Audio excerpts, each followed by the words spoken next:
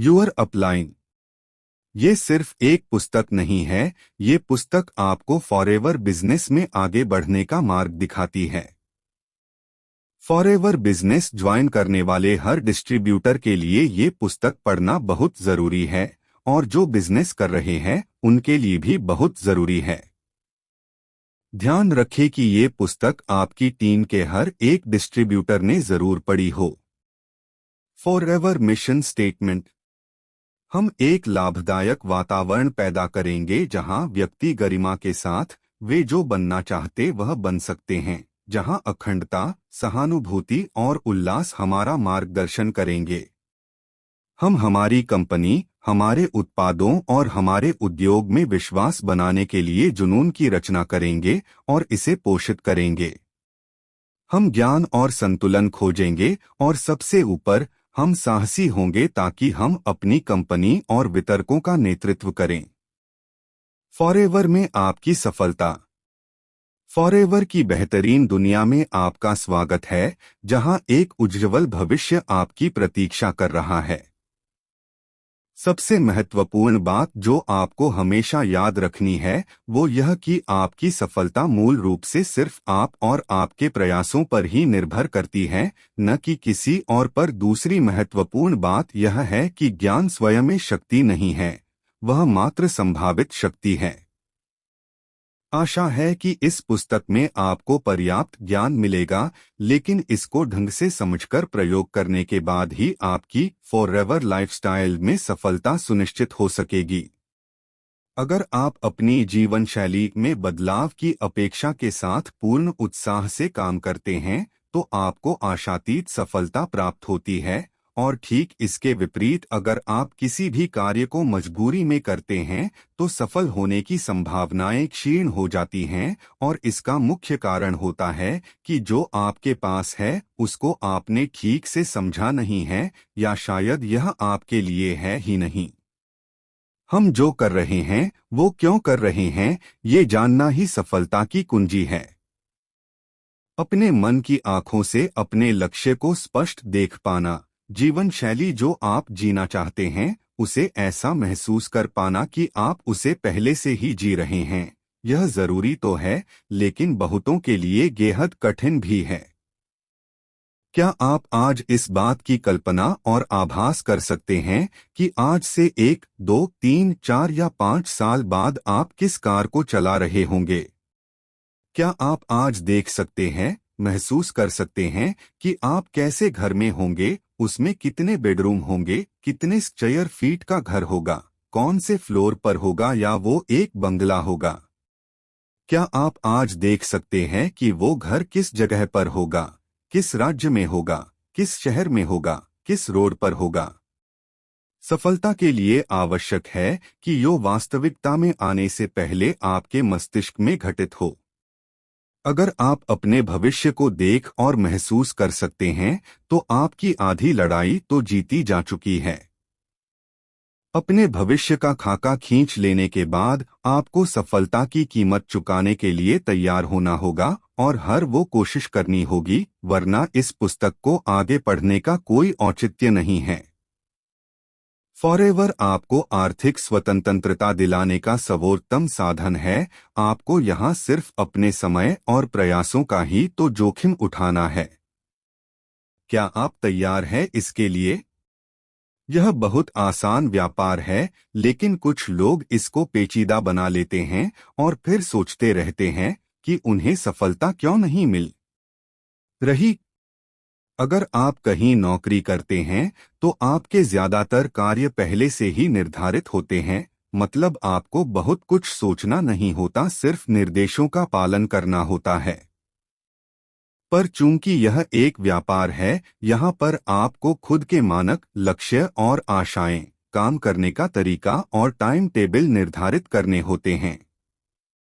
आगे आने वाले पृष्ठों में आपने अपने लिए जिस जीवन शैली का खाका खींचा है उस तक पहुंचने के लिए एक नक्शा तैयार किया गया है।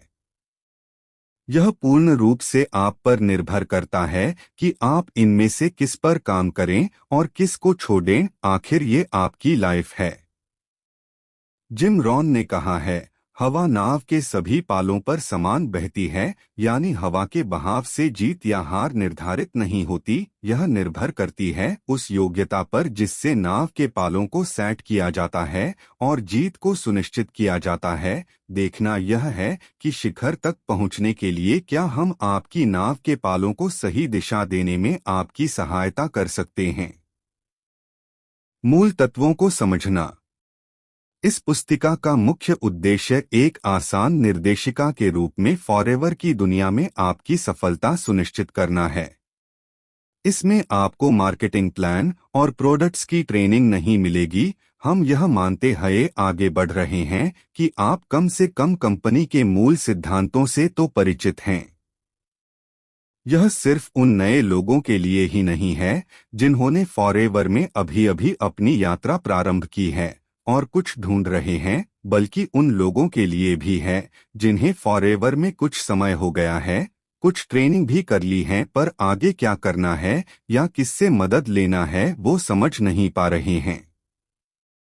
यह पुस्तिका उन लोगों के लिए भी लाभदायक हो सकती है जो फॉरएवर में पुराने एवं अनुभवी हैं। यह पुस्तिका उन लोगों के लिए निश्चित ही मददगार साबित होगी जो एक मजबूत, स्थिर एवं सुरक्षित फॉरएवर व्यापार के लिए गंभीर हैं। यह आपकी फॉरएवर व्यापार की समझ बढ़ाने में मदद करेगी और साथ ही आपके कोच एवं अपलाइन की भूमिका भी निभाएगी ताकि आप एक डिस्ट्रीब्यूटर अथवा स्पॉन्सर के रूप में और ज्यादा आत्मनिर्भर एवं आत्मविश्वासपूर्ण हो सकें। कृपया ध्यान रखें, यह पुस्तिका आपके अपलाइन को रिप्लेस नहीं कर रही बल्कि एक गाइड के रूप में आपके अपलाइन की पूरक बनकर साथ रहेगी।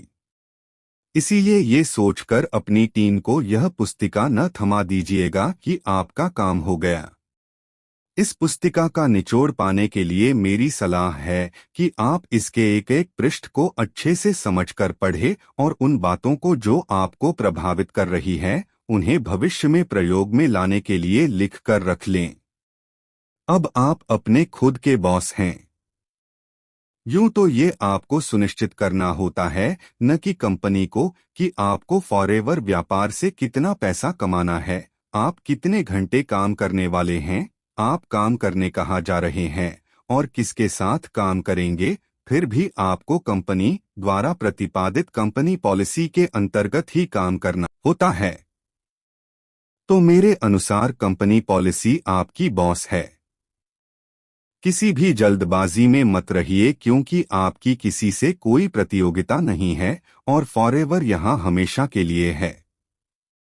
इसलिए पहला काम यह कीजिए कि कंपनी पॉलिसी को ढंग से पढ़ और समझ लीजिए, जो समय समय पर संशोधित होती रहती है और ये आप पर है कि आप स्वयं को यथोचित समय पर अपडेट करते रहें। नए विचार सीखना और अपनाना। सबसे पहले कुछ नया सीखने के लिए आपको कुछ पुरान भुलाना होगा, आपको सीखने के लिए तैयार होना होगा और साथ ही आपने जो अतीत में सीखा एकत्रित किया है उसे अलग रखना होगा।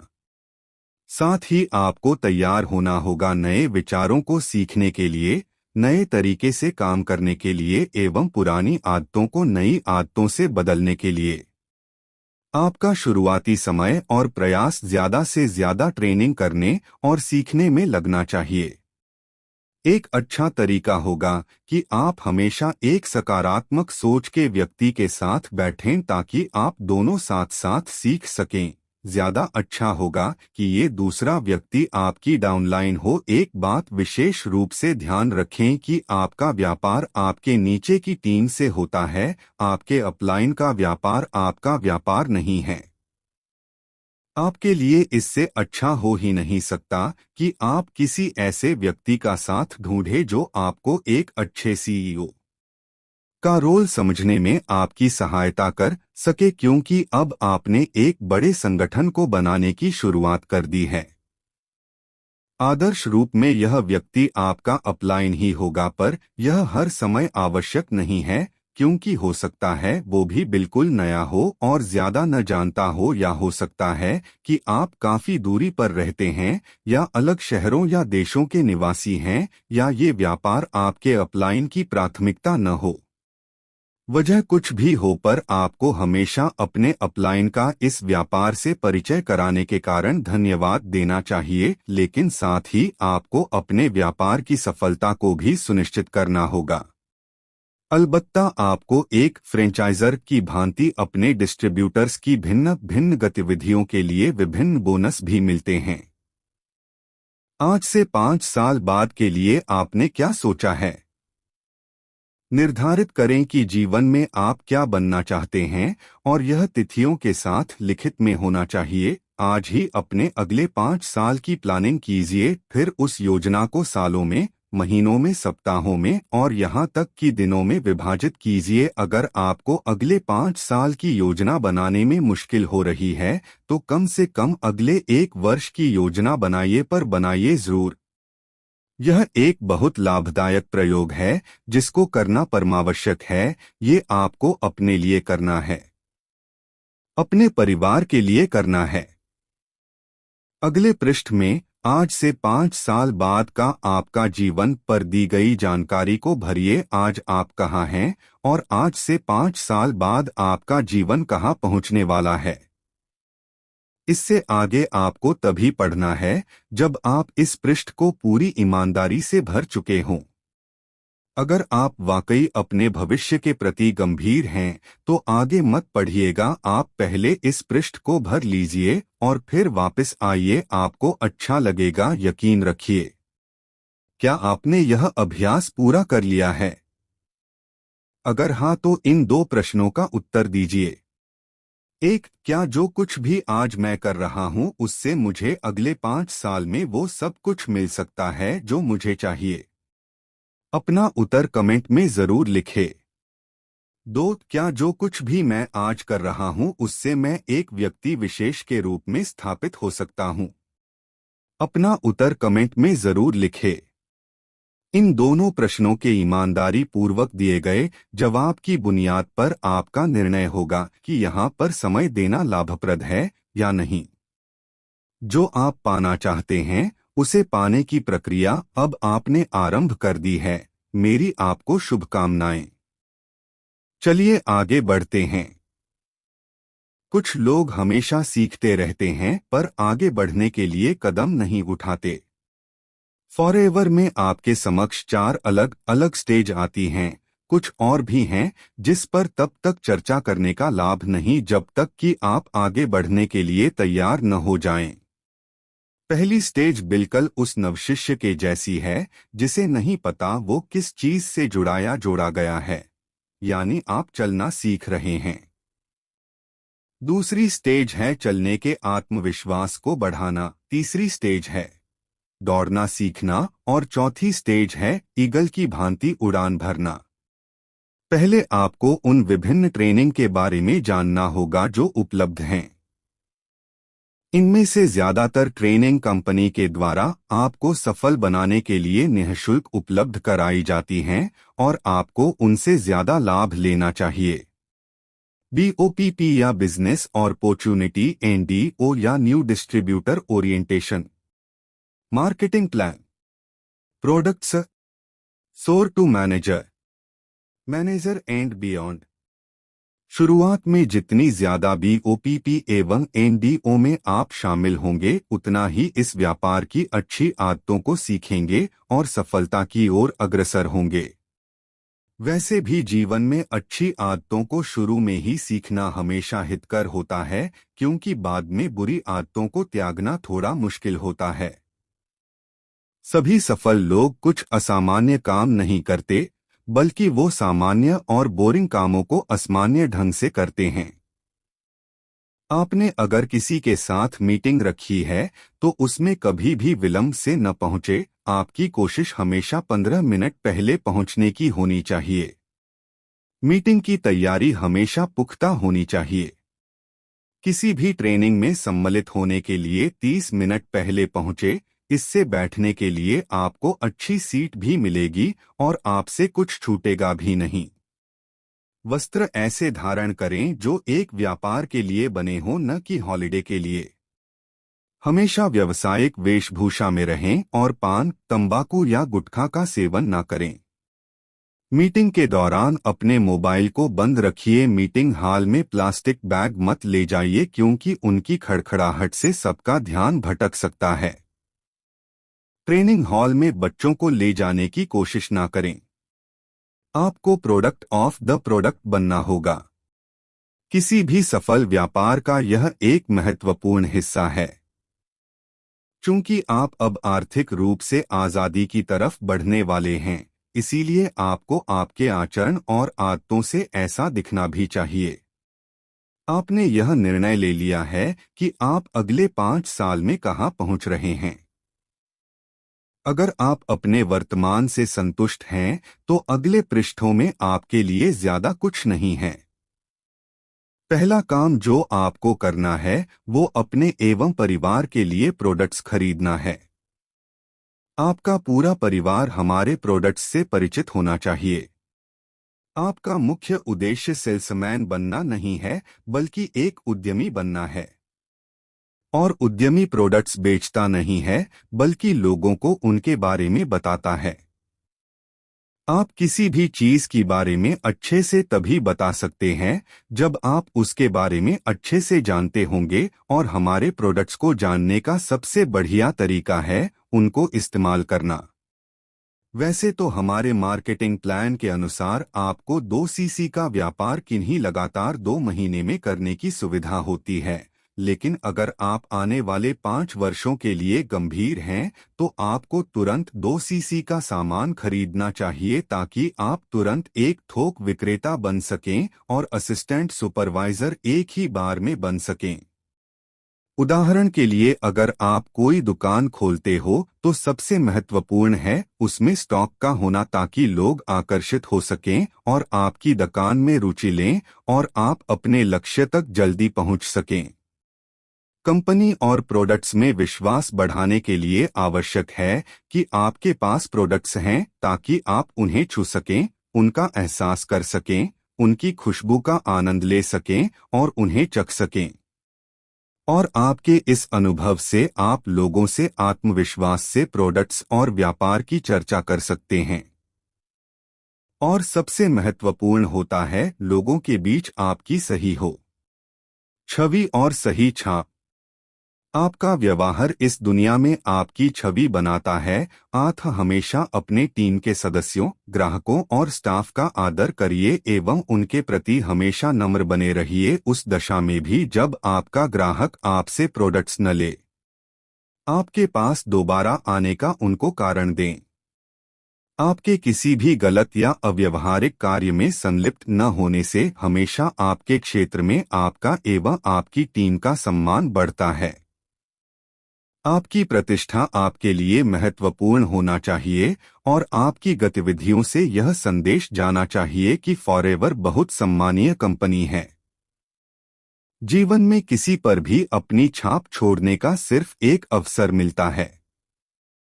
खाली कॉम्बो बॉक्स या डेमो बॉक्स खरीदकर अपने प्रोडक्ट्स को व्यवसायी तरीके से उसमें बिजनेस इन ए बॉक्स की तरह रखें।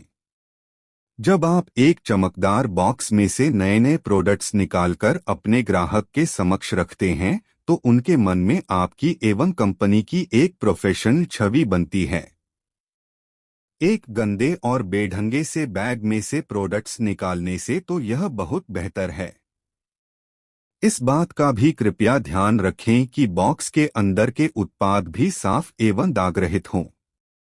उदाहरण के तौर पर ऐसा टूथ जेल अपने ग्राहक के सामने प्रयोग न करें जो साल भर पुराना और लगभग खाली हो।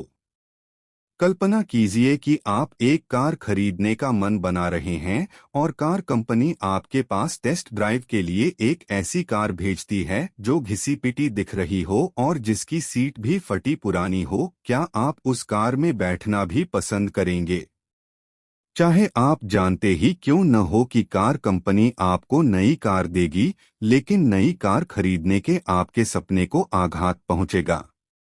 यह सिद्धांत उस समय भी लागू होता है जब आप अपने ग्राहक को प्रोडक्ट्स या लिटरेचर दिखाते हैं। एक और महत्वपूर्ण नियम, आपके यहां आने वाले मेहमानों को फॉरएवर के उत्पाद खुलेआम दिखने चाहिए, ना कि छुपे हुए होने चाहिए। विशेषकर आपके वॉशरूम में जगह जगह पर हमारे प्रोडक्ट्स जैसे लिक्विड सोम, शैम्पू, टूथ जेल तथा अन्य पर्सनल केयर के प्रोडक्ट्स होने चाहिए, न कि हमारे कंपीटीटर के। प्रथम चरण, चलना सीखें। एक बच्चा होने के नाते ये जिम्मेदारी आपके माँ बाप की होती है कि वो आपको राह दिखाएं, आपको सिखाएं और आपका हाथ पकड़कर आपको चलना सिखाएं, और वो आपकी तब तक मदद करें जब तक कि आप अपने दो पैरों पर खड़ा होना और चलना न सीख जाएं। लेकिन अगर किसी भी कारण से माता पिता बच्चे को चलना न सिखाएं तो क्या वो बच्चा हार मान लेता है और चलना नहीं सीखता? मुझे ऐसा नहीं लगता।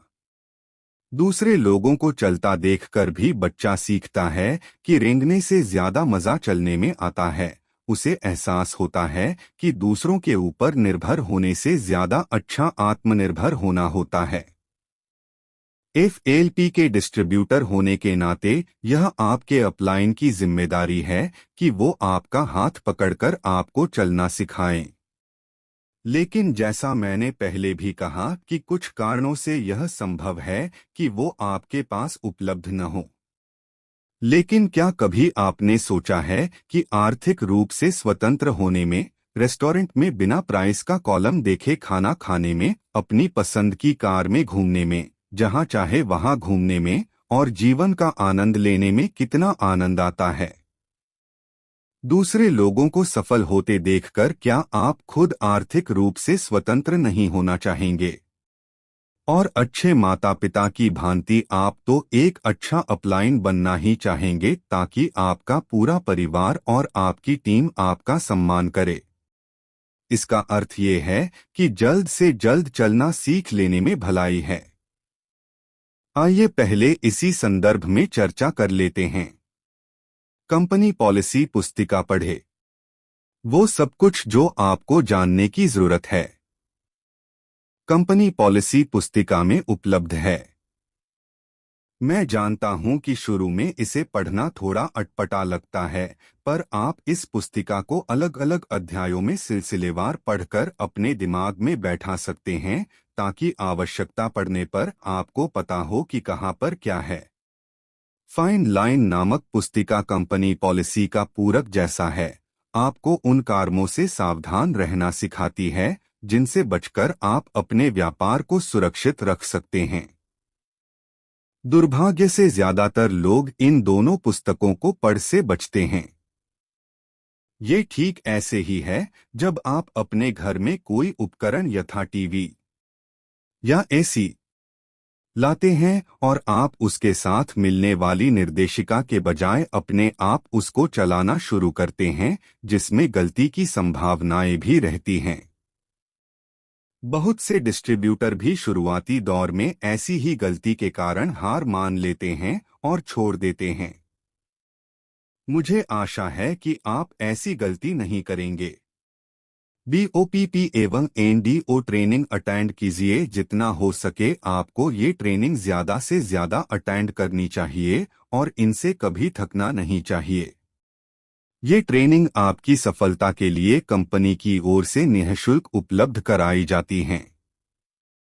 BOPP या व्यापार अवसर फॉरएवर व्यापार में आपकी यह शुरुआती ट्रेनिंग होनी चाहिए। ये ट्रेनिंग आपके द्वारा लाए गए प्रोस्पेक्ट की भी पहली ट्रेनिंग ही होनी चाहिए, क्योंकि इससे उनको अपने भविष्य के बारे में पता चलता है। मीटिंग के दौरान हमेशा अपने प्रोस्पेक्ट के साथ रहिए ताकि वे अकेलापन महसूस न करें। दूसरा लाभ इससे ये भी होगा कि आप भी सीखेंगे जो हमेशा आपके व्यापार के लिए लाभदायक होगा। NDO या न्यू डिस्ट्रीब्यूटर ओरिएंटेशन NDO आपकी अगली ट्रेनिंग होनी चाहिए, क्योंकि इसके माध्यम से आपको मार्केटिंग प्लान के संदर्भ में बेसिक जानकारी मिलती है। इससे आपको इस बात का पता चलता है कि कैसे एक नया डिस्ट्रीब्यूटर सफल हो सकता है।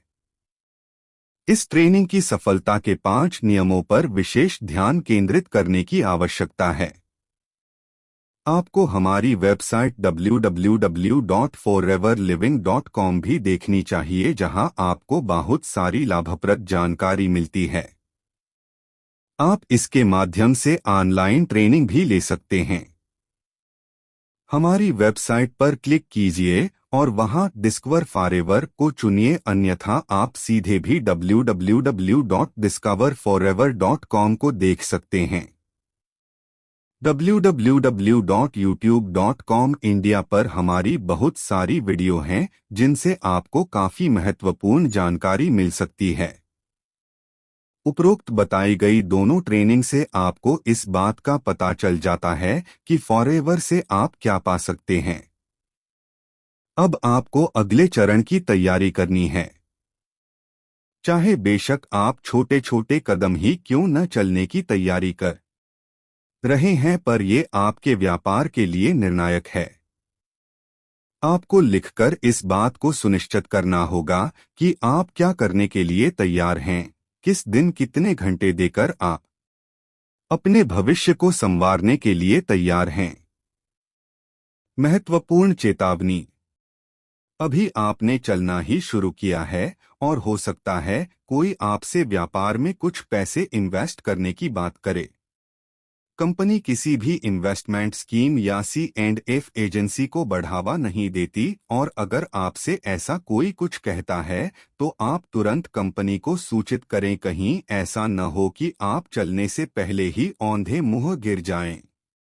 जब आप अपने लिए प्रोडक्ट्स मंगा रहे हैं तो इस बात को सुनिश्चित कर लें कि आप पैसा कंपनी के बैंक अकाउंट में ही सीधे जमा कर रहे हैं, न कि किसी डिस्ट्रीब्यूटर के व्यक्तिगत खाते में, चाहे वो आपके अपलाइन ही क्यों न हो। अगर कोई व्यक्ति आपके साथ धोखा करता है तो कंपनी ऐसे किसी भी नुकसान के लिए जिम्मेदार नहीं होगी, और न ही कंपनी आपके किसी ऐसे नुकसान की भरपाई करने में आपकी कोई मदद कर सकती है। कुछ उचित और सामान्य बोध, कॉमन सेंस की बातें। क्योंकि आप चलना सीख रहे हैं तो इस बात को सुनिश्चित कर लीजिए कि आप इनमें से किसी का शिकार न बने। 1. प्रोडक्ट्स का कोई मेडिकल क्लेम न करें। ये न सिर्फ कंपनी पॉलिसी के विरुद्ध है, बल्कि ये कानूनन भी गलत है। न हम दवाइयाँ बेचते हैं, न ही हम किसी का इलाज करते हैं, और न ही हम डॉक्टर हैं। यहाँ तक कि डॉक्टर भी हमारे प्रोडक्ट्स को फूड सप्लीमेंट के रूप में देते हैं। हम सिर्फ फूड सप्लीमेंट के तौर पर इनकी सिफारिश करते हैं। 2. लोगों को प्लान दिखाते समय अतिवादी आय के दावे न करें। 3. किसी अन्य नाम से अपने या अपने डाउनलाइन के नीचे किसी और के डाउनलाइन को स्पॉन्सर न करें। अगर आप ऐसा करते हैं और व्यापार को बढ़ाते हैं तो यह अपने दोस्तों से चोरी करने जैसा होगा। ये बात कंपनी के संज्ञान में आती है तो कंपनी इस पर गंभीर कार्यवाही करती है और पूरे व्यापार को पहली आईडी के नीचे स्थानांतरित कर देती है। 4. दुकानों पर प्रोडक्ट्स न बेचें। 5. अपनी डाउनलाइन या क्रॉस लाइन में सामान न बेचें, यह भी दोस्तों से चोरी करने जैसा है। 6. कंपनी के अलावा और स्वयं की आईडी के अतिरिक्त कहीं और से सामान न खरीदे। 7. कभी भी अपने ग्राहक को MRP से कम पर सामान न दें। एक थोक विक्रेता के रूप में जब आप ये उत्पाद अपने ग्राहक को देंगे तो आपको रिटेल मुनाफा होगा। अपने नए डिस्ट्रीब्यूटर को आप प्रोडक्ट्स NDP पर दें। इसके अलावा किसी अन्य मूल्य पर उत्पादों को बेचना कंपनी पॉलिसी के विरुद्ध है और कंपनी इसके खिलाफ कार्यवाही कर सकती है। अगर आपके डाउनलाइन उत्पादों को NDP से कम पर बेचते पाए जाते हैं तो आपके खिलाफ भी कार्यवाही की जा सकती है, क्योंकि यह आपका कर्तव्य है कि आप उन्हें कंपनी के कायदे कानून के बारे में अवगत कराएं और सही दिशा सिखाएं। यह सबके लिए एक समान अवसर है और सभी को आप ही की तरह से समान रूप से व्यापार बढ़ाने का हक है। हर किसी को आप ही की तरह एक स्वस्थ एवं समस्यारहित व्यापार बढ़ाने का हक है। आप सोचिए, अगर आपके ग्राहक किसी और से या आपके मित्र से सस्ते दामों पर प्रोडक्ट्स खरीदना शुरू कर दें तो क्या आपका व्यापार खत्म नहीं हो जाएगा? अगर आप किसी को सस्ते दामों पर प्रोडक्ट्स बेचते हैं तो न सिर्फ आप उन डिस्ट्रीब्यूटर्स के साथ अन्याय कर रहे हैं जो कायदे से काम करते हैं, बल्कि आप उनकी दोस्ती या रिश्ते में भी दरार डाल रहे हैं, क्योंकि अब वो उनको शक की निगाहों से देख सकते हैं। इसी तरह आपके व्यापार को तब नुकसान हो सकता है जब आपकी टीम के किसी सदस्य को कोई और उनके किसी रिश्तेदार के नीचे जोड़ लेता है। अगर आपको ये सही नहीं लगता तो आपका यह प्रयास रहना चाहिए कि दूसरों के साथ भी अन्याय न हो, आपकी ही तरह उन्हें भी अपने परिवार का ख्याल रखना है। ऊपर बताए गए प्रलोभनों में किसी को भी अपनाने के लिए बाध्य ना हो, क्योंकि सचमुच यहाँ सभी के पाने के लिए बहुत कुछ है। सावधान, अगर आप यह व्यापार आपके माता या पिता या अन्य किसी और के नाम से विकसित कर रहे हैं तो ध्यान रहे कि कंपनी जो भी बोनस या इंसेंटिव है वो उस व्यक्ति के नाम से देगी जिसका नाम मूल डिस्ट्रीब्यूटर एप्लीकेशन फॉर्म पर है, चाहे आपने कितनी भी मेहनत क्यों न की हो। उदाहरण के लिए, अगर आप किसी आईडी के लिए काम करते है और ग्लोबल रैली या ईगल मैनेजर रिट्रीट को क्वालिफाई करते हैं तो कंपनी आपके उसी रिश्तेदार को मौका देगी जिनका नाम डिस्ट्रीब्यूटर एप्लीकेशन फॉर्म पर है। अगर आपने चेयरमैन बोनस को क्वालिफाई किया है तो हजारों लोगों के समक्ष ये उसी व्यक्ति को मिलेगा जिनका नाम डिस्ट्रीब्यूटर एप्लीकेशन फॉर्म पर है। द्वितीय चरण चलने के लिए आत्मविश्वास बढ़ाएं। इस चरण में ये आवश्यक है कि आप मार्केटिंग प्लान एवं प्रोडक्ट्स की ट्रेनिंग में ज्यादा से ज्यादा शामिल हों। Marketing plan. इस ट्रेनिंग में मार्केटिंग प्लान को और विस्तार से समझाया जाता है। इसमें विभिन्न लेवल और इंसेंटिव के बारे में समझाया जाता है। इसमें बताया जाता है कि पैसा कैसे बंटता है और विभिन्न आर्यों को कैसे कमाया जा सकता है। प्रोडक्ट्स संबंधी विशिष्ट ज्ञान एवं आत्मविश्वास के लिए या तो अपने अपलाइन के साथ बैठें या फिर विशेष क्लासेस को अटेंड करें। यहाँ अलग अलग प्रोडक्ट्स संबंधी जानकारी मिल सकती है। एलो ड्रिंक्स, न्यूट्रिशन एवं supplement, skin care, personal care, weight management आदि। अब आप और आश्वस्त हो गए होंगे कि अगले 5 साल बाद आप कहाँ होना पसंद करेंगे। आपने अब तक ज्यादातर ट्रेनिंग्स देख ली है, आपको ये भी पता लग गया है कि आपको यहाँ से क्या प्राप्त हो सकता है, तो अब आपको निर्णय लेना है कि आप अमुक तिथि तक अमुक लेवल पाने के लिए तैयार हैं। इसको लक्ष्य निर्धारण, गोल सेटिंग कहते हैं।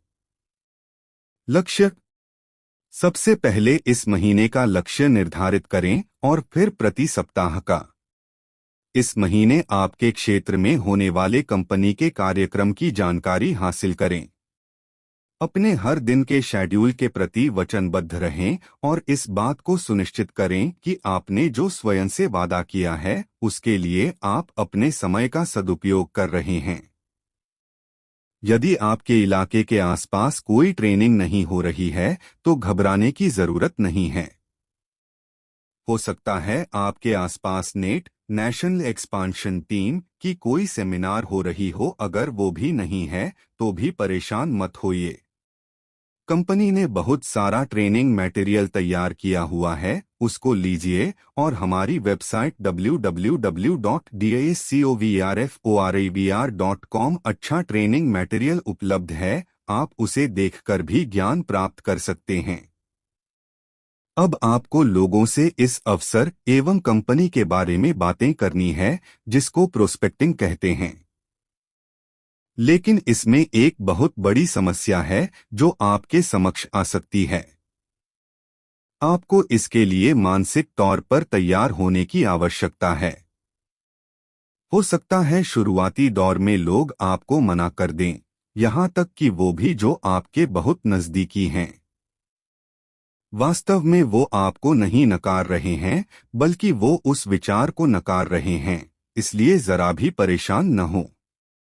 इसका सीधा सा मतलब है कि आप सही तरह से उन्हें प्रस्तुतिकरण नहीं कर पाए या आपने शायद गलत समय का चुनाव किया है। पर परेशान न होइए, अभी आपने सिर्फ चलना ही तो सीखा है।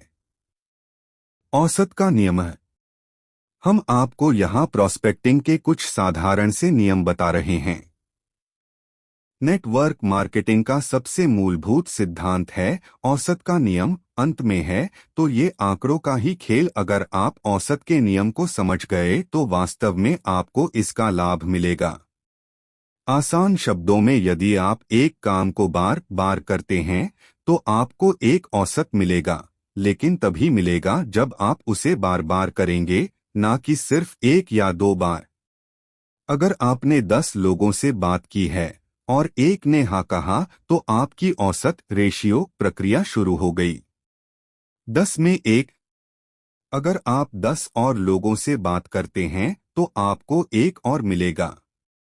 उद्देश्य इस अनुपात को बेहतर बनाने का होना चाहिए। यदि आप 9 लोगों से बात करते हैं और आपको एक हाँ मिल जाता है तो आपने अपने औसत को अभी अभी बेहतर बना लिया। जिम रॉन का कहना है कि एक बार औसत की शुरुआत हो जाती है तो वह ज्यादातर कायम रहती है उस वक्त तक जब तक आप एक काम को लगातार करते रहते हैं। इस तथ्य को समझना बहुत जरूरी है, खासकर यदि आपको ऐसा लग रहा है कि आप में योग्यता की कमी है। घबराने की जरूरत नहीं है, क्योंकि योग्यता की कमी को आप आसानी से आंकड़ों के साथ सुधार सकते हैं और यह औसत कोई सकता है भी हासिल कर सकता है। यह हो सकता है कि पहले 10 में सिर्फ आपसे एक व्यक्ति जुड़े, लेकिन जब आप चौथी बार 10 लोगों से मिलते हों तो हो सकता है अब 2 लोग आपसे जुड़ने शुरू हो जाएं। ऐसा इसलिए है क्योंकि आपके अंदर सुधार हो रहा है। क्या आपको अपनी योग्यता में और सुधार की आवश्यकता है? आपको सिर्फ लोगों से बात करने की योग्यता की जरूरत है और कोई भी बेहतर बन सकता है।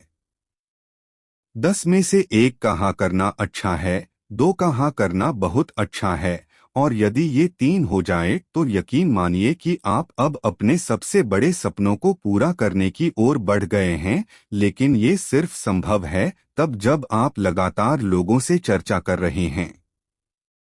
ज्यादातर डिस्ट्रीब्यूटर्स औसत के नियम पर काम न करने के कारण ही असफल हो जाते हैं या उन्हें आशातीत सफलता नहीं मिलती क्योंकि वो पर्याप्त लोगों से बात नहीं करते हैं। कम्युनिकेशन। आखिरकार हमारा व्यापार लोगों का व्यापार है, इसीलिए यह आवश्यक है कि आपकी कम्युनिकेशन करने की योग्यता बहुत अच्छी हो। पर दुर्भाग्य से इस क्षेत्र को सुधारने पर हम ज्यादा ध्यान नहीं देते। जितना ज्यादा अच्छा आपका कम्युनिकेशन होगा उतना ही ज्यादा आपका औसत का नियम भी बेहतर होगा। यह जानने की कोशिश करें कि आपके कम्युनिकेशन की योग्यता कितनी पुख्ता है। आप अपने श्रोताओं पर कैसा प्रभाव छोड़ते हैं, इस बात का जांचने एक बहुत अच्छा और सरल तरीका हो सकता है, लेकिन इसकी अहमियत तभी है जब आप ईमानदारी से इसे करें। आजकल तकरीबन सभी फोन में कैमरा होता है। आप अपना एक वीडियो लें और निष्पक्ष तरीके से तय करें कि वह व्यक्ति या व्यक्तित्व जिसको आप प्रस्तुत कर रहे हैं आपको पसंद है या नहीं, या अपने किसी दोस्त से पूछें, निश्चित ही वह ईमानदारी से फीडबैक देगा। हालांकि संपूर्ण कम्युनिकेशन क्षेत्र का यह एक बहुत ही छोटा सा हिस्सा है। दुर्भाग्यवश इस विषय पर चर्चा यहाँ संभव नहीं हो पाएगा, लेकिन इस विषय पर बाजार में बहुत सी पुस्तकें उपलब्ध हैं जिनका प्रयोग कर आप अपने कम्युनिकेशन स्किल को बढ़ा सकते हैं। जीवन के इस क्षेत्र में सुधार आपकी खुद के तरफ जिम्मेदारी है, सिर्फ इस बिजनेस के लिए ही नहीं बल्कि जीवन में भी, क्योंकि गलत कम्युनिकेशन आपके भविष्य में छिपी बहुत सी संभावनाओं को अनजाने में बिल्कुल नष्ट कर सकता है। आइस ब्रेकर वार्तालाप। कभी कभी अपने प्रॉस्पेक्ट से उनके जीवन संबंधी बातें करने के लिए बुद्धिमत्तापूर्ण प्रश्न पूछना बड़ा काम आता है। यह आवश्यक है कि ऐसे प्रश्न आप स्वयं से भी पूछें। यह एक सामान्य बातचीत के रूप में होना चाहिए। आपके प्रोस्पेक्ट को ये ना लगे कि आप उनका कोई इंटरव्यू ले रहे हैं। आपको कुछ ऐसा पूछना चाहिए जिससे उन्हें सोचना पड़े कि वो आज कहाँ हैं और अपने भविष्य को कहाँ देखते हैं। उन्हें सबसे पहले आपके साथ इस बात पर सहमत करने का प्रयास करना होगा कि किस तरह से दुर्भाग्यवश हम ज्यादातर लोग अपने भविष्य की प्लानिंग की बजाय अपने समय को ऐसे कार्यों पर लगाते हैं जो कम महत्व के होते हैं। यह एक सत्य है कि आज आप जहां भी हैं, वो आपके अब तक के किए गए चुनावों का परिणाम है। आप कल कहाँ होंगे, वो आपके आज किए गए चुनावों का परिणाम होगा। इसलिए यदि आप अपने कल को अलग बनाना चाहते हैं, तो आपको आज कुछ अलग करना होगा, और नहीं तो कल भी आपको वही मिलेगा जो आज तक आप पा रहे हैं। सफलता कभी आपके पास नहीं आती है, और न ही ये आपको संयोग से मिल जाएगी, बल्कि आपको उसे ढूंढना होगा। ज्यादातर समय आपको उसे झपटना पड़ता है। आपके अगले 5 वर्ष। आपको अपना भविष्य अगले 5 साल बाद कैसा दिखता है? आपका भविष्य बहुत छोटी छोटी चीजों से संचालित होता है, जैसे क्या मैं सुबह जल्दी उठ जाता हूँ, या अलार्म को स्नूज कर देता हूँ, या पलंग पर लेटा ही रहता हूँ। हमारे जीवन का हर चुनाव ज्यादातर दो ही चीजों से संचालित होता है, समय और धन। उदाहरण के लिए, आप अगली छुट्टियों में क्या करने वाले हो? अगर धन और समय की समस्या नहीं है, तो आप कहाँ जाएंगे और कितने लंबे समय वहां रहना पसंद करेंगे? अगर आपको मौका मिले तो अपने जीवन को किस तरह बदलेंगे? क्या खुद के लिए बदलाव करेंगे? क्या आपको ज्यादा समय पसंद है? क्या आपको घूमना पसंद है? क्या आप अपना वर्तमान का पता बदलना चाहते हैं? कौन सी कार चलाना आपको पसंद है? क्या लोगों को दान देकर उनकी सहायता करने का आपका मन होता है? आप कहाँ और कैसे जाना चाहते हैं? आप अपने लिए कोई लक्ष्य निर्धारण कीजिए, किसी साधन की तलाश कीजिए और लगातार प्रयास कीजिए ताकि आप वहां तक जा सकें। वर्तमान परिदृश्य। जरा अपने वर्तमान की नौकरी या पेशे को गौर से देखिए। क्या आपको वो सब मिल रहा है जिसके आप योग्य हैं? क्या अगले 5 वर्षों में आपके जीवन में कोई बहुत बड़ा बदलाव आने वाला है? क्या उन बातों से जिन पर आपका कोई नियंत्रण नहीं है, जैसे आपकी कंपनी का संचालन, आपकी योग्यता की मार्केट वैल्यू, आपकी उम्र अर्थात बहुत छोटे या बहुत बुजुर्ग, आपके काम न करने की अवस्था में भी आपकी आय पर कोई प्रभाव पड़ता है? फॉरएवर एक ऐसा विकल्प है जो आपको मनचाही जीवन शैली प्रदान करा सकता है, लेकिन संभावित परिणाम प्राप्त होगा आपकी कल्पना शक्ति और लगातार प्रयासों के लिए आपकी तैयारी के इरादे से। संक्षेप में, औसत के नियम में सुधार वास्तव में लगातार प्रयास करने और गिरकर फिर उठने और चलने से संभव है। आप दौड़ना तभी सीख सकते हैं जब आप चलना सीख लें। आपका कम्युनिकेशन हमेशा आसान होना चाहिए ताकि लोग उसको आसानी से दोहरा सकें। अपने श्रोताओं को परखिए। हो सकता है आप कंप्यूटर्स के ज्ञाता हो पर आपके श्रोता न हो, तो ऐसे में उन्हें अपने लैपटॉप की प्रस्तुति से प्रभावित मत शैली कीजिए। हो सकता है अवचेतन मन में उनके भीतर डर बैठ जाए कि वो तो आप जैसी प्रस्तुति दे ही नहीं सकते। अगर कोई व्यक्ति 20,000 से 30,000 मासिक कमाता है और आप उससे 2 या 3 लाख की बात करते हो, या कोई व्यक्ति कुल 2 या 3 लाख कमाता है और आप उससे कम आय की बात करते हो, दोनों ही अवस्थाएं जोखिम भरी हैं। हमेशा कोशिश कीजिए कि आप उनकी जीवन शैली को दुगुना बेहतर बनाने और फॉरएवर से जोड़ने के अन्य फायदों की बात करें। लोग ऐसे विचारों को ढंग से सुनना भी पसंद करते हैं और उन पर विश्वास भी कर लेते हैं। निमंत्रण दें।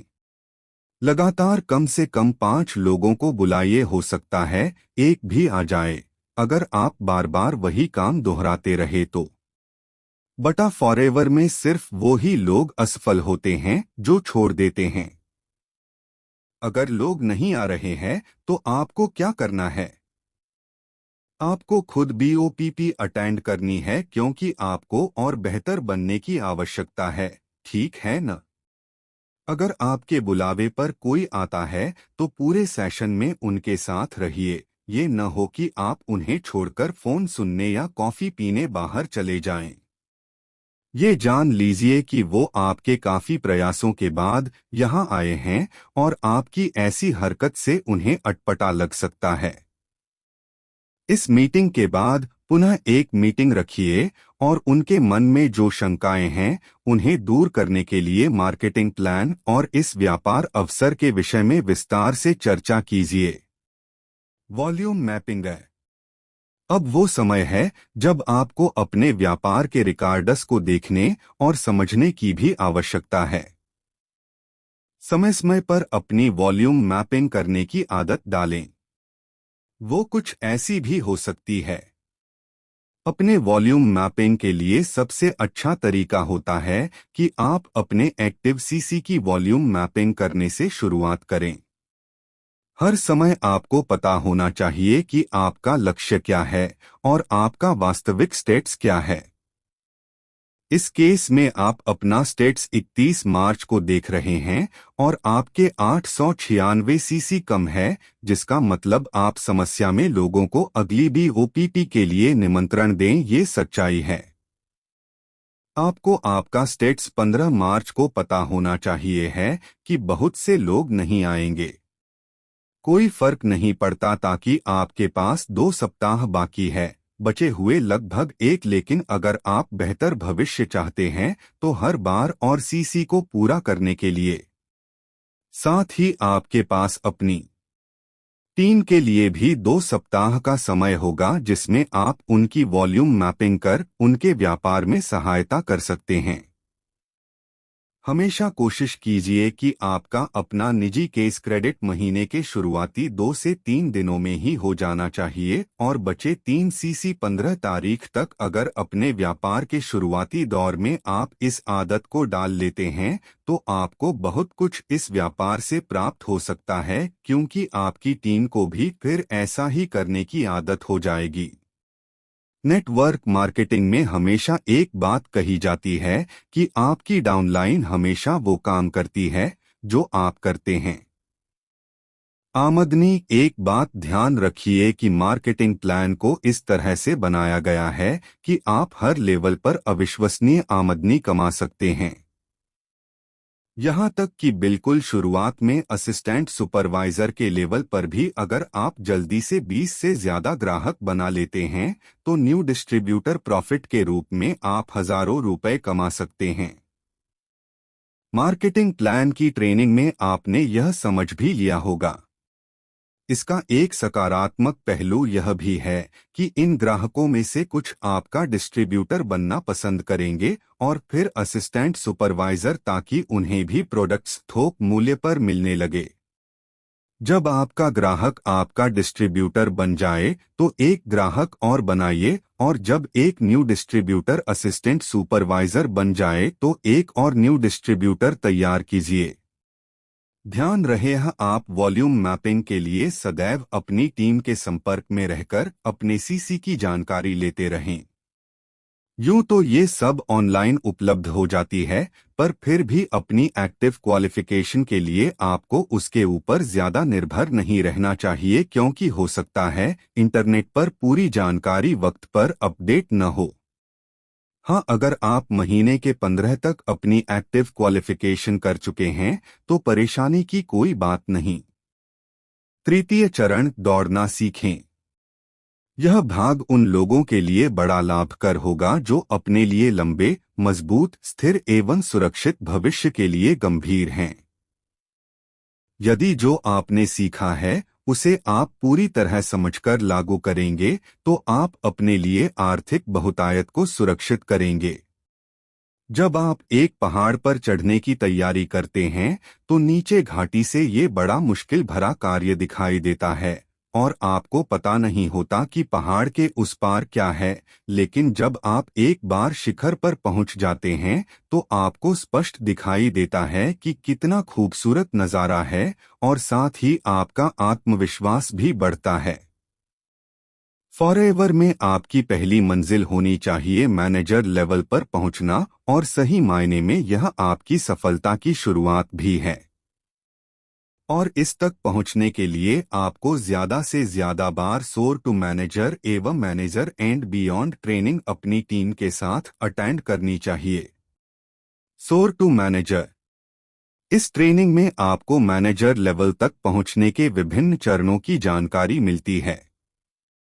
ध्यान रखिए कि फॉरएवर में एक स्वस्थ बिजनेस करने वाले मैनेजर की आय प्रतिमाह 90,000 रु या उससे अधिक हो सकती है। अगर आप इससे कुछ कम कमा रहे हैं तो आप कहीं चूक रहे हैं। यदि आपको यह पता चलता है कि आपकी टीम में कोई व्यक्ति आपसे पहले मैनेजर बन रहा है तो ये खुशी की बात है, पर आपको इस मैनेजर बिजनेस चाहिए के अलावा 25 सीसी का व्यापार अलग से करना होगा, वरना आप अनरिकग्नाइज्ड मैनेजर बन जाएंगे। तात्पर्य यह है कि आप किसी एक व्यक्ति की मेहनत पर निर्भर ना करें। इसीलिए हम आपको सलाह देते हैं कि आप ज्यादा से ज्यादा ओपन बिजनेस पर ध्यान दें, जो कि आपके मैनेजर लाइन के बाहर हो रही सेल बिक्री है। मैनेजर एंड बियॉन्ड, एक बार जब आप इस सम्मानीय लेवल पर पहुंच जाते हैं तो आपका उद्देश्य टीम के लोगों को मैनेजर बनाने का होना चाहिए। इस ट्रेनिंग से आपको मदद मिलती है कि अगले लेवल्स तक कैसे पहुंचा जा सकता है। साधारण शब्दों में आपका उद्देश्य अपनी टीम में ज्यादा से ज्यादा मैनेजर बनाना और उनको संभालना होना चाहिए। ये मैनेजर वो हों जिन्हें आपने सीधा स्पॉन्सर किया हो। अगर आप उचित तरीके से अपनी डाउनलाइन को मैनेजर बनाने में मदद करते हैं तो एक मैनेजर से आपको 80,000 रु से ज्यादा आय आ सकता है। ध्यान रहे, बताया गया इनकम सिर्फ एक गाइड है जो आपको बता सकती है कि आप यहां से क्या कमा सकते हैं। ये कोई गारंटी नहीं है। ये सब आपके प्रयासों पर निर्भर करता है।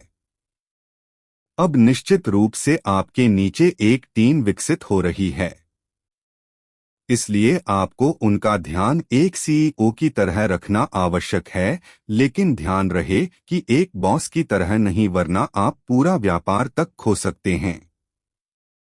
इसका मतलब यह है कि आपको इस बिजनेस को प्रोफेशनल तरीके से करना है और अपनी टीम को भी प्रोफेशनल बनाना है। आपके और आपकी टीम के लिए कुछ अच्छी आदतें। प्रति सप्ताह या कम से कम 2 सप्ताह में एक बार अपने और अपनी टीम के काम की समीक्षा कीजिए। 0 आपकी टीम में हर किसी को वॉल्यूम मैपिंग आनी। वार्षिक, मासिक और साप्ताहिक लक्ष्य निर्धारित कीजिए। मासिक एवं साप्ताहिक सूची तय कीजिए। अपनी टीम को समयनिष्ठा, ड्रेस कोड ऐप शिष्टाचार सिखाइए। अपनी टीम को आत्मनिर्भरता सिखाइए। अपनी टीम को इस तरह से प्रोडक्ट्स बेचने से होने वाले खतरों से अवगत कराइए। एनडीपी से कम पर बेचते हैं, दुकानों पर बेचते हैं, आपकी डाउनलाइन को बेचते हैं, अन्य डिस्ट्रीब्यूटर्स की डाउनलाइन में बेचते हैं। सप्ताह में या कम से कम 2 सप्ताह में एक बार अपनी टीम के साथ एक सिजल सेशन जरूर रखिए। आसान प्रक्रिया को अपनाइए। ट्रेनिंग कार्यक्रम तैयार कीजिए। अपना 1 सीसी महीने के पहले 2/3 दिन में पूरा कीजिए। बचे 3 सीसी 15 तक पूरा कीजिए। आपको ये आदतें अपनी पूरी टीम में डलवानी हैं और ऐसा करना आने वाले समय में न सिर्फ आपके लिए बल्कि आपकी पूरी टीम के लिए लाभदायक होगा। एक टीम एक संदेश। आपकी पूरी टीम को हर वो अच्छे काम करने चाहिए जो आप करते हैं, साथ ही हर वो अच्छी आदतें और तरीके अपनाने चाहिए जिन पर आप काम करते हैं। क्या अपना संदेश पहुंचाने के लिए अपनी टीम के एक एक सदस्य से आपको बात करना होगा? नहीं, आप ऐसा कर ही नहीं पाएंगे। फिर किस तरह से अपने संदेश को पूरी टीम में फैला सकते हैं? आप कम से कम अपनी पहली 2 डायरेक्ट लाइन को सिखाएं और बताएं, और अगर आप अपनी 3 लाइनों तक ऐसा करते हैं तो इससे अच्छा कुछ हो नहीं सकता। इसका मतलब यह हुआ कि आपके पास अपनी पहली 2 या 3 जनरेशन की सारी जानकारी होनी चाहिए। आपके पास उनके आईडी नंबर हो और समय समय पर आपके पास ये जानकारी हो कि उनका व्यापार कैसा चल रहा है। आपको उन्हें भी ऐसा ही करना सिखाना है। इससे आपकी पहली जनरेशन अपनी 2 या 3 जनरेशन के साथ ऐसा ही करेंगी और कुछ समय में आपकी पूरी टीम वैसा ही कर रही होगी जैसा आप कर रहे हैं। पर आपको एक बात सुनिश्चित करनी होगी कि आप स्वयं एवं अपनी टीम को सही आदतें सिखा रहे हैं। अगर आप गलत चीज का अनुसरण कर रहे हैं तो आपकी पूरी टीम संक्रमित हो सकती है। आप ऐसी रिपोर्ट बनाएं जो आपकी टीम आसानी से समझ सके। अगर आप इस रिपोर्ट को एक 12 साल के बच्चे को समझा सकते हैं तो वो आसान है, वरना पेचीदा है और उसे आसान बनाने की जरूरत है। यह रिपोर्ट सादी कागज की नोटपैड, स्प्रेडशीट कहीं भी हो सकती है। आपको अपने एवं अपनी 2 या 3 जनरेशन के व्यापार की स्थिति के बारे में पता होना चाहिए। मेरे अनुसार निम्न सूचनाएं आपके पास होनी चाहिए है। प्रोडक्ट्स एवं स्टॉक, नाम एवं आईडी नंबर, पता, ईमेल आईडी, फोन नंबर। यही ब्यौरा उनके अपलाइन का आईडी नंबर सहित। कब ज्वाइन किया, लक्ष्य, वर्तमान का लेवल और अगला लक्ष्य, पिछले महीने एवं इस महीने के सीसी एवं अगले महीने का लक्ष्य, उनके किसी विशेष रुचि, आदत, शौक के बारे में टिप्पणी। अगर हर एक को उनकी टीम के बारे में सब कुछ पता होगा तो आप सब लोग अपने लक्ष्यों को पूरा करने में एक दूसरे की सहायता कर सकते हैं। अगर आपके किसी टीम के किसी सदस्य को अपनी डाउनलाइन के साथ आपके द्वारा ऐसा करने में आपत्ति है तो इसका अर्थ है कि कुछ गड़बड़ है और सबसे पहले आपको इस समस्या का समाधान करना चाहिए, क्योंकि अगर कोई उनकी टीम की सहायता कर रहा है तो किसी को आपत्ति होनी नहीं चाहिए। आप उसको ये पुस्तिका पढ़ने पर जोर दें। आपके व्यापार की जानकारी आपके पास सदैव होनी चाहिए, इसीलिए आप तुरंत FLP 360 में पंजीकृत कराएं जो बहुत सस्ती दरों पर उपलब्ध है और जिससे आप हमेशा अपने व्यापार की बहुत सारी जानकारी अपने साथ हाथों हाथ रख सकते हैं। प्रोडक्ट्स ऐप स्टॉक, आपके पास व्यापार बढ़ाने के लिए हमेशा पर्याप्त स्टॉक होना चाहिए। आपके पास प्रत्येक उस प्रोडक्ट के जिसके साथ आप व्यापार कर रहे हैं 4 नग अवश्य होने चाहिए। एक व्यक्तिगत प्रयोग के लिए, एक डेमो के लिए। कृपया जिसे आप व्यक्तिगत प्रयोग करते हैं वो डेमो में न प्रयोग करें। एक बिक्री के लिए और एक बैकअप के लिए जल्दी से उस स्टेज पर आने की कोशिश करें कि आप हर प्रोडक्ट के 3-3 नग अपने पास बैकअप के लिए रख सकें। अगर आप दूरदराज इलाकों में रहते हैं तो आप इस बात को सुनिश्चित कर लें कि आपके पास उस पूरे महीने के लिए या कम से कम 2 हफ्तों का पर्याप्त स्टॉक हो, ताकि आपको जरूरत पड़ने पर परेशान न होना पड़े, क्योंकि दूरी होने के कारण सामान लेने आप ऑफिस नहीं पहुंच सकते। अगर आप प्रोडक्ट सेंटर बटा RDO से काफी दूरी पर रहते हैं तो हमेशा आगे की योजना कुछ इस तरह से बना लें कि प्रोडक्ट्स आपके घर पर वक्त पर पहुंच जाएं। वास्तव में आपकी सोच के विपरीत यह तरीका सरल एवं सस्ता पड़ता है। इससे न सिर्फ आप कुछ पैसा ही बचाते हैं बल्कि आने वाले समय में आप योजनाबद्ध तरीके से काम करने के आदी हो जाते हैं और आपको लंबी कतारों में खड़े होकर परेशान होने का झंझट भी नहीं होता। वैसे भी 30 बचाने के लिए 100 खर्च करना अब पुरानी बात हो गई है। हमें ऑफिस का प्रयोग सिर्फ ट्रेनिंग अटेंड करने के लिए ही करना चाहिए। जहां तक प्रोडक्ट्स की कीमतें निकालने का प्रश्न, आप हमारी वेबसाइट से price and delivery calculator download कर सकते हैं और उसके आधार पर आन लोकल एरिया की कीमतें कैलकुलेट कर सकते हैं। इस आसान से काम के लिए आपको कंपनी को फोन करने या ईमेल करने से बचना चाहिए। चौथा चरण, ईगल की उड़ान भरना सीखें। चूंकि आप अत्यंत धीमी गति से आगे बढ़ते हुए चलना और दौड़ना सीख चुके हैं और अब आपको आवश्यकता है उड़ान भरने की, उड़ने की, सोचिए ईगल की तरह उड़ने की, सोचिए ईगल मैनेजर रिट्रीट की। यह रिट्रीट दुनिया के किसी आकर्षक एवं रमणीय स्थान पर साल में एक बार होती है और यहीं से एक जादुई शुरुआत होती है।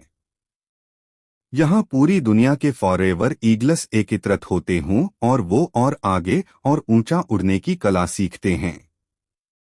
आपके मैनेजर लेवल को पाते ही आपका पहला लक्ष्य ईगल मैनेजर बनना होना चाहिए और अपनी टीम को भी आपको इसके महत्व को बिल्कुल शुरुआती दौर में ही समझा देना चाहिए।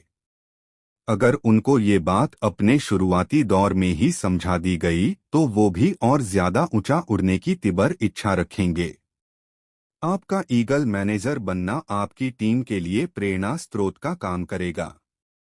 ईगल मैनेजर का इंसेंटिव फॉरएवर के सबसे बेहतरीन इंसेंटिव में से एक है, जिसके नियम को समझना बड़ा आसान है। उसके लिए कृपया मार्केटिंग प्लान की ट्रेनिंग अटेंड करें और इसके साइड इफेक्ट्स बड़े सकारात्मक और लाजवाब हैं।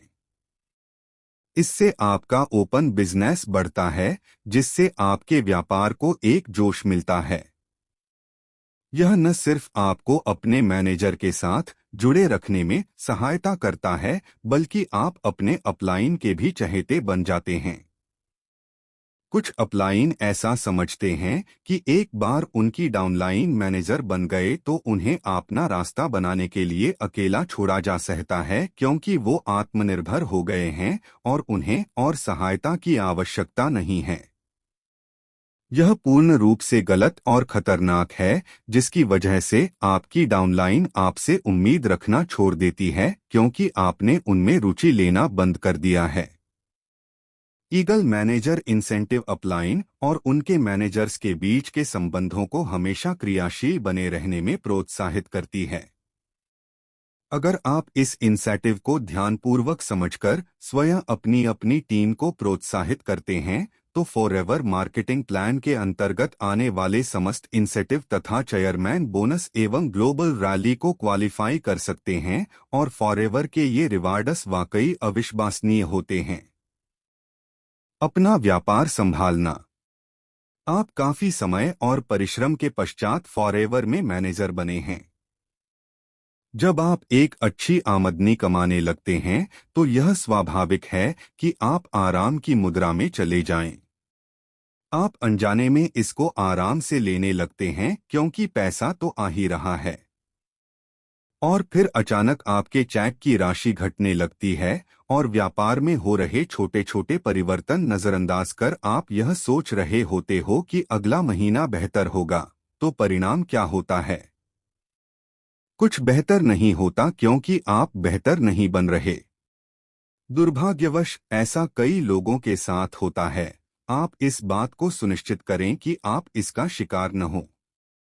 आपको स्वयं एवं अपनी टीम को अपने व्यापार के 4 महत्वपूर्ण क्षेत्रों, 4 कोर एरिया को अवश्य सीखना एवं सिखाना चाहिए। ये हैं भर्ती, रिक्रूटमेंट, संभाल कर रखना, रिटेंशन, उत्पादकता, प्रोडक्टिविटी एवं विकास, डेवलपमेंट। लोगों की भर्ती के पश्चात आपको उन्हें संभाले रखने की कला आनी चाहिए। आपको सिर्फ अपनी डायरेक्ट डाउनलाइन को ही नहीं संभाल कर रखना है, बल्कि हर उस व्यक्ति को संभालना है जो आपकी टीम में आया आ रहा है। अगर आपने 10 डिस्ट्रीब्यूटरों को स्पॉन्सर किया है और उनमें से 9 ने छोड़ दिया है या सो गए हैं, तो ये ठीक नहीं है। अगर आपके 9 मैनेजर होने के बाद भी आपकी आमदनी मात्र 2 लाख से कम है तो ये गलत है। इसको तो कम से कम 7 लाख होना चाहिए। यहाँ ध्यान रहे कि हम जो आमदनी आपको बता रहे हैं वो सिर्फ एक गाइड है, क्योंकि यहाँ सब कुछ आपके प्रयासों पर निर्भर करता है। फॉरएवर महत्वपूर्ण क्षेत्रों 4 कोर एरिया पर बहुत बारीकी से ध्यान देना है। फॉरएवर व्यापार से ज्यादा सफलता और रिवार्ड पाने के लिए आपको इन चारों महत्वपूर्ण क्षेत्रों 4 कोर एरिया पर बहुत बारीकी से ध्यान देना होगा। यूं तो चारों ही क्षेत्र बेहद निर्णायक है, पर भर्ती करना एक सबसे महत्वपूर्ण क्षेत्र है जिस पर कार्य करना और उसमें सुधार करते रहना अति आवश्यक है। यदि आपकी टीम में भर्ती ही नहीं हो रही है तो आप किसको संभालेंगे और किसको उत्पादकता के लिए विकसित करेंगे। भर्ती एक हमेशा चलने वाली प्रक्रिया है जिसे करने के तरीके में आपको लगातार सुधार करते रहना है ताकि आपके व्यापार में नए लोग आते रहें। औसत का नियम याद है ना? भर्ती करने के असंख्य तरीके हैं, ये आपको निर्धारित करना है कि आपके लिए उनमें से सबसे अच्छा कौन सा है। आपका उद्देश्य होना चाहिए कि आप प्रत्येक सप्ताह कम से कम एक नए व्यक्ति को अपने साथ जोड़ रहे हैं और अलग अलग व्यक्तियों पर आपका तरीका अलग अलग हो सकता है। औसत के नियम के अनुसार आपको एक व्यक्ति का डिस्ट्रीब्यूटर एप्लीकेशन फॉर्म भरवाने के लिए कम से कम 10 लोगों से बातें करनी चाहिए। शुरुआत में हो सकता है आपको 20/30 लोगों से भी बातें करनी पड़े क्योंकि अभी अनुभव की कमी की समस्या भी आ सकती है। बिना किसी परेशानी के लोगों से बातें कर लेते हैं, जबकि कुछ लोगों को बातें करने में हिचक होती है और वो चाहते कुछ लोग हैं कि किसी के द्वारा या विज्ञापन के द्वारा पहले उनका परिचय हो। इसके लिए आप विभिन्न उपाय अपना सकते हैं, जैसे लोगों के संपर्क निकालकर, उन्हें ईमेल, एसएमएस अथवा कॉल करके भी आप लोगों से संपर्क साध सकते हैं। आप लोकल अखबारों में छोटे विज्ञापन छपवा सकते हैं, पर ध्यान रहे अगर आप पूरा भारत भ्रमण नहीं कर सकते तो आप राष्ट्रीय समाचार पत्रों में विज्ञापन छपवाने से बचें। आप पैम्फलेट छपवाकर उन्हें लोकल अखबारों में डालकर बंटवा भी सकते हैं। जिन लोगों को आप जानते हैं उस मार्केट को कभी नजरअंदाज न करें। अधिकतर इस शर्म से हम उन्हें नजरअंदाज कर देते हैं कि वो हमारे बारे में क्या सोचेंगे। ऐसा समय अवश्य आएगा जब आपके ही जानकार किसी और के द्वारा इस व्यापार में होंगे या आपके मित्र और रिश्तेदार इस बात से खुश नहीं होंगे कि आपने इन उत्पादों अथवा व्यापार के बारे में उन्हें जानकारी क्यों नहीं दी। फॉरएवर का हिस्सा होना गर्व की बात है, शर्मिंदगी की नहीं। सबसे अच्छा तरीका होता है कि आप अपने दोस्त और रिश्तेदारों को इस व्यापार अवसर को दिखाने की बजाय उनकी राय मांगें। इससे कम से कम एक फायदा ये होगा कि आपको कुछ संदर्भ अवश्य मिल जाएंगे और आपके दोस्त एवं रिश्तेदार कभी आपको दोषी भी नहीं ठहरा सकेंगे। ये भर्ती का सबसे अच्छा होता है। विज्ञापन के समय एक तथ्य सुनिश्चित कर लें कि आप उसमें फॉरएवर के किसी भी ऑफिस का फोन नंबर नहीं दे रहे हैं।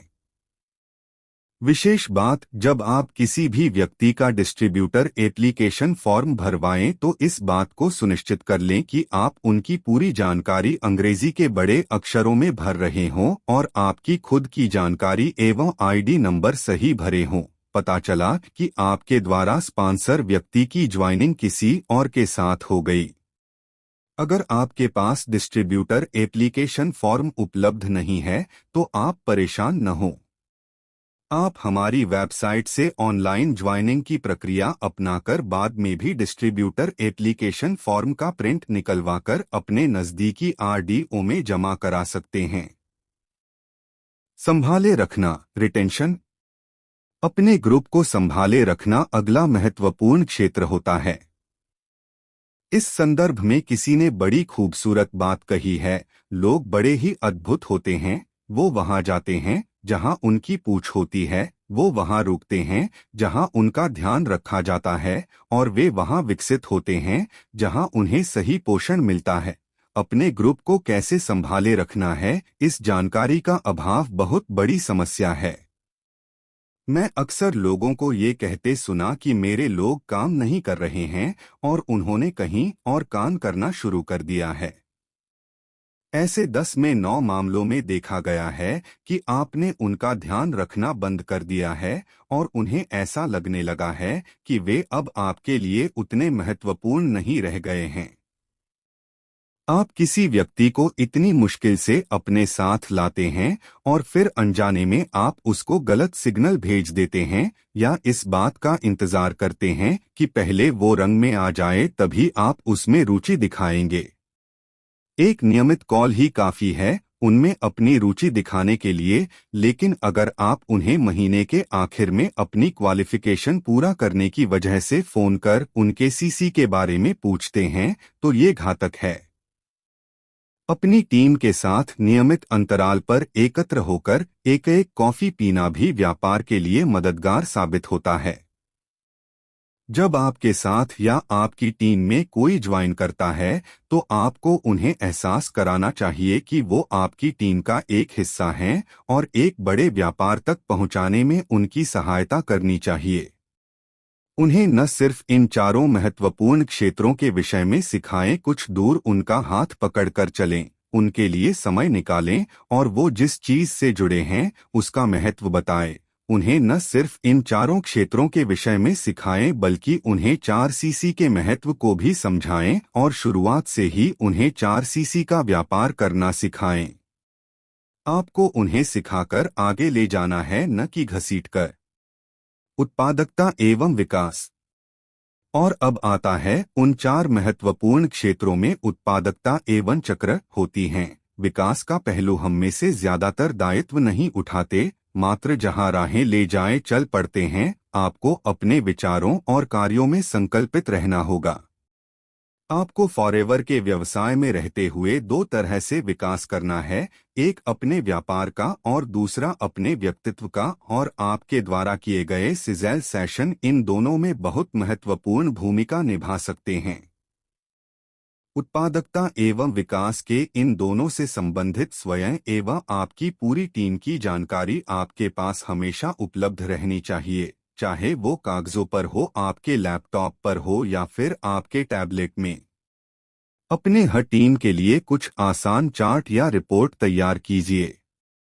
अगर आप विकास पर ध्यान देंगे तो उत्पादकता तो निश्चित बढ़नी ही है। यह जान लेना आवश्यक है कि विकास चक्र में सदैव 4 एवं एक डिस्ट्रीब्यूटर के जीवन में 5 अवस्थाएं उत्पादक चक्र होती है। किसी व्यापार का पहला अवस्था होता है जन्म, जिसके तुरंत बाद आता है उसे स्थापित करने की अवस्था। इसके पश्चात व्यापार का विकास होता है और एक अवस्था ऐसी आती है जहां परिपक्वता आ जाती है। हमारा जन्म मात्र अप्रैल 2000 में हुआ है और अभी हम जनसमूह में अपने विश्वास को स्थापित करने की द्वितीय अवस्था की ओर बढ़ रहे हैं। वर्ष 2000 से शुरू होकर अब शीघ्र ही हम अविश्वसनीय तृतीय अवस्था की ओर बढ़ेंगे जो कई दशक तक हमें लाभ देगी। डिस्ट्रीब्यूटर अवस्था के चक्र है। इसी प्रकार से एक डिस्ट्रीब्यूटर की पहली अवस्था होती है मुझे मिल गया यूरेका अवस्था, और इसके बाद आती है आत्मविश्वास और विश्वास बढ़ाने की अवस्था। इस अवस्था का पीछा करते रहने से एक स्नोबॉल अवस्था का सृजन होता है जो आपको स्वतंत्रता देती है और आपके लिए रिटायरमेंट या आराम के दिनों का रास्ता खोलती है। आप यूरेका अवस्था में भी 4 अंकों की आय अर्जित कर सकते हैं जो कि आखिरी 2 अवस्थाओं में पहुंचने तक 8 अंकों का मासिक आय बन सकता है। मैं फिर से याद दिला दूं कि ये आय सिर्फ आपके प्रयासों पर ही निर्भर करती है, फॉरएवर इनकी कोई गारंटी नहीं लेती। यूरेका का मतलब है मैंने सोना खोज निकाला। हमारे संदर्भ में इसका अभिप्राय हमारे जेल या इसे है। क्या आपने कभी बर्फ के गोले को देखा है? स्नोबॉल ऊपर से लुढ़कना शुरू करता है तो बहुत छोटा होता है, लेकिन धीरे धीरे वो अपने ऊपर उस सारे बर्फ को लपेटने लगता है जो उसके संपर्क में आते हैं, और फिर वो बड़ा और बड़ा, 3 और बड़ा होता चला जाता है। चार कोर एरिया का सबसे महत्वपूर्ण हिस्सा यह है, आपकी टीम में आने वाले हर व्यक्ति का ऊपर दी गई पांचों अवस्था में पहुंचने का समय बिल्कुल अलग अलग हो सकता है। हर कोई व्यक्ति को अपना सोना ढूंढने में अलग अलग समय लगेगा। हर एक को अपना आत्मविश्वास और विश्वास बनाने में अपना अपना समय लेगा। आपको ये पता रहना चाहिए कि आपका कौन सा डिस्ट्रीब्यूटर कब कौन सी अवस्था में है, और उसी के अनुसार आपको उनका मार्गदर्शन करना चाहिए एवं ट्रेनिंग करानी चाहिए। आप अपने 5वीं कक्षा के बच्चे को 10वीं कक्षा में दाखिला नहीं दिलाएंगे और न ही 10वीं कक्षा के बच्चे को 5वीं में। पहली में वो कुछ समझेगा नहीं और दूसरी में वो बोर हो जाएगा, अर्थात दोनों ही अवस्थाओं में वो असफल हो जाएगा। यह एकमात्र बात आपकी पूरी टीम को संभालकर ऊंचाइयों तक पहुंचाने के लिए पर्याप्त है। आपको अपने खुद के रिपोर्ट और चार्ट बनाने होंगे। जो भी आपके लिए लाभदायक हो, उस अनुभवी शिक्षक की तरह बनना होगा जो जानता है कि उसका कौन सा छात्र किस जगह अच्छा कर सकता है, और फिर आपको उनके स्तर के अनुसार सिखाना एवं बढ़ाना होगा। अगर आप वाकई आर्थिक आज़ादी और रिटायर्ड जीवन का आनंद लेना चाहते हैं, तो आपको अपने स्कूल के हर एक का बेहतरीन कोच बनना होगा। Sizzle session. आपके लिए यह जरूरी है कि आप अपने व्यापार से संबंधित विभिन्न विचारों को आपस में बांटने के लिए एक नियमित समयांतर पर कुछ इस तरह की मीटिंग अथवा सिजल सेशन करते रहें जो आपके व्यापार को बढ़ाने के लिए सहायक हों। आप इसको नियमित अंतराल पर एक निर्धारित समय पर हर सप्ताह करते रहें। हो सकता है कि आप इसे किसी के घर पर रोटेशन बेसिस पर करें, हालांकि यह एक उपयोगी विकल्प नहीं है क्योंकि किसी के पारिवारिक जीवन में विघ्न पड़ता है। आप इसके लिए नियमित रूप से कोई छोटा कमरा किराए पर ले सकते हैं या फिर आप किसी रेस्टोरेंट में भी कम लागत पर इसकी व्यवस्था कर सकते हैं। बहुत से रेस्टोरेंट आपको ऐसे समय में सस्ती दरों पर अपनी जगह दे देते हैं जिसमें उनके ग्राहक नहीं आते। इस खर्च को आपस में बांटा भी जा सकता है ताकि किसी के ऊपर बोझ न पड़े। आपकी टीम के साथ नियमित आधार पर इन सिजल सेशन का होना एक बहुत महत्वपूर्ण सोच है। हो सकता है आप सोच रहे हों कि ये सिजलर सेशन क्या होते हैं। ये ठीक उस सिजलर की तरह होते हैं जो आप एक रेस्टोरेंट में आदेश करते हो, और जब ये आपकी मेज पर आता है तो गर्म गर्म सिजलर काफी देर तक छन छन की आवाज करता रहता है। आपके द्वारा किए गए ये सिजल सेशन भी कुछ वैसा ही प्रभाव आपकी टीम पर डालते हैं और वो नकारात्मक बाती से दूर रहते हैं, क्योंकि जब कोई व्यक्ति 10 मिनट शिकायतों पर लगाता है तो वो अपने अगले 20 मिनट और खराब करता है। अच्छा रहेगा कि हर बार आपका कोई एजेंडा बटा कार्यसूची तैयार हो और आप उस पर अमल करें। आप सबको बोलें कि वो अपनी रिपोर्ट शीट लेकर आएं और पिछले सप्ताह जिन मुद्दों समस्याओं पर आपकी चर्चा हुई थी उसके क्या समाधान हुए। आगे की रणनीति पर चर्चा कीजिए और ऐसे लोगों को अगली मीटिंग में मत बुलाइए जो कोई योगदान नहीं देते और शिकायत करते रहते हैं। ऐसे व्यक्ति से अलग से बात कीजिए और उसको सुधरने का अवसर दीजिए। कोचिंग। यदि आप लंबे समय तक अपनी सफलता को संभाले रखना चाहते हैं तो आपके पास इसके अलावा कोई विकल्प नहीं है कि आप अच्छी प्रभावशाली कोचिंग की योग्यता को विकसित करें, जो अति आवश्यक भी है। अन्यथा आप अपनी सफलता के साथ खिलवाड़ कर रहे हैं। अगर हमारी टीम में ज्यादातर लोग सफलता के लिए संघर्ष कर रहे हैं या व्यापार छोड़कर जा रहे हैं, तो ये बात समझ लेनी चाहिए कि हमें रिटेंशन संबंधी चुनौतियों का सामना करना पड़ रहा है। हमारी कोचिंग योग्यता सुचारू नहीं है। प्रसिद्ध केन ब्लैनकॉर्ड का कहना है, आप कितने ही सफल क्यों न हो, आप कितने ही अमीर क्यों न हो, आप कितने ही योग्य क्यों न हो और जीवन के किसी भी पड़ाव पर आप क्यों न हो, आपको हर समय कोच की आवश्यकता होती है। कोचिंग आपके ट्रेनिंग प्रोस्पेक्ट के हॉल में इस उम्मीद से बैठने से भिन्न है कि वो कुछ सीख जाएगा। यह अपनी सफलता को थर्ड पार्टी से आउटसोर्स करने के जैसा है। कोचिंग एक कौशल है जिसे आपको सीखना एवं उसमें महारत हासिल करनी है। यह एक वृहद विषय है और अगर आप अपने भविष्य को लेकर गंभीर हैं तो इसे सीखने के लिए आपको अपना समय लगाना है। फिलहाल संक्षेप में यह कुछ इस तरह से है। आपको अपनी टीम को सफलता की कोचिंग देनी है। आपको उन्हें भी विभिन्न कौशल संबंधित ज्ञान देना है और उनको भी महारत हासिल करानी है। आपको एक शिक्षक की भांति पेश नहीं आना है, बल्कि उन्हें खुद सीखना होगा। आपको सिर्फ उन्हें रास्ता दिखाना है। उन्हें सीखने और कुछ करने के लिए तैयार रहना होगा और अगर वो ऐसा करने के लिए तैयार नहीं है तो आप सिर्फ अपना समय नष्ट कर रहे हैं। यहाँ कुछ नियम और दिशा निर्देश दिए जा रहे हैं जिन्हें आपको आजमाना और जिनका अनुसरण करना चाहिए। कोई भी कोचिंग सेशन 60 मिनट से ज्यादा का नहीं होना चाहिए और जितना कम लोग हों उतना अच्छा रहेगा। ज्यादा से ज्यादा 10 लोग। लंबे कोचिंग सेशन से ज्यादा अच्छा रहेगा कि आप छोटे छोटे कोचिंग सेशन करें। सबसे अच्छा समय होगा कि आप अपने सिजल सेशन के तुरंत बाद कोचिंग करें।